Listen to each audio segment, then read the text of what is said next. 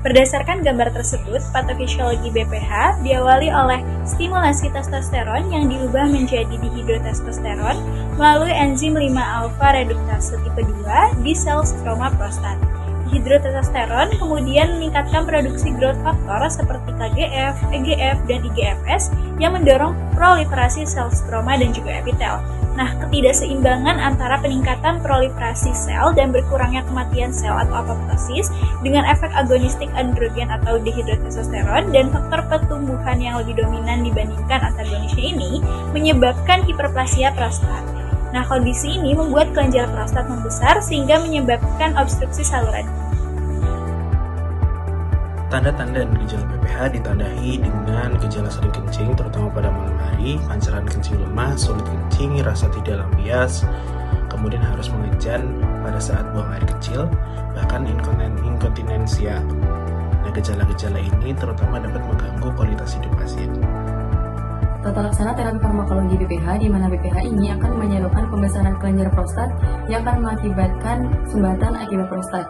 Nah, sumbatan ini akan menyebabkan timbulnya gejala LUTS atau gejala saluran kemih bagian bawah. Untuk gejala BPH ini sendiri terbagi menjadi 3, yaitu ringan, sedang, dan juga berat. Untuk ringan, itu dapat dilakukan pendekatan watchful waiting, di mana pasien itu tidak diberikan terapi obat, namun dokter melakukan pemantauan secara berkala pada kondisi pasien. Pasien juga dihimbau untuk mengubah gaya hidup untuk mengelola gejala tersebut. Kemudian gejala sedang itu terbagi menjadi 4 bagian. Yang pertama, berdasarkan ukuran prostat yang kecil atau nilai PSA yang rendah, itu bisa menggunakan terapi alpha adrenergic antagonis untuk merelaksasikan otot di leher saluran kemih atau prostat untuk memperlancar aliran urin. Contohnya itu tamsulosin atau alfuzosin. Kemudian berdasarkan ukuran prostat yang besar atau nilai PSA yang tinggi, itu bisa menggunakan terapi alpha adrenergic antagonis atau kombinasi inhibitor 5-alfa reduktase dengan alpha adrenergic antagonis. Contohnya itu untuk obat inhibitor 5-alfa reduktase yaitu finasterid atau dutasterid yang dapat berfungsi untuk memperkecil ukuran prostat secara bertahap. Kemudian BPH dengan disfungsi ereksi itu bisa menggunakan terapi inhibitor fosfodiesterase atau kombinasi antara inhibitor 5-alfa reduktase dengan alpha adrenergic antagonis. Nah, contoh dari inhibitor fosfodiesterase yaitu tadalafil. Kemudian BPH dengan gejala iritatif dominan yaitu geser atau sering buang air kecil di malam hari itu bisa menggunakan obat tambahan yaitu antikolinergik atau agonis beta 3 untuk menenangkan saluran kemih. Contoh dari obat antikolinergik yaitu solifenasin, dan untuk contoh dari agonis beta 3 itu mirabegron.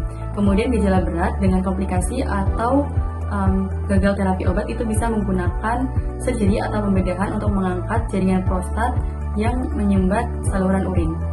Selanjutnya, terapi non farmakologi untuk BPH. Yang pertama, terapkan gaya hidup sehat untuk jantung seperti diet rendah lemak, berbanyak makan buah dan sayur, dan olahraga secara teratur. Kemudian turunkan berat badan jika mengalami obesitas, lalu kelola penyakit penyerta secara optimal dan batasi minuman berkafein.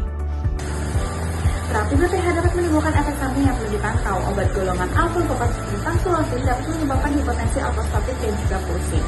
Obat golongan 5-alfa reduktase inhibitor seperti finasteride dapat menyebabkan disfungsi seksual, penurunan libido dan juga gangguan ejakulasi. Oleh karena itu, pemantauan efek samping dan juga gejala perlu dilakukan untuk terapi yang aman dan juga efektif.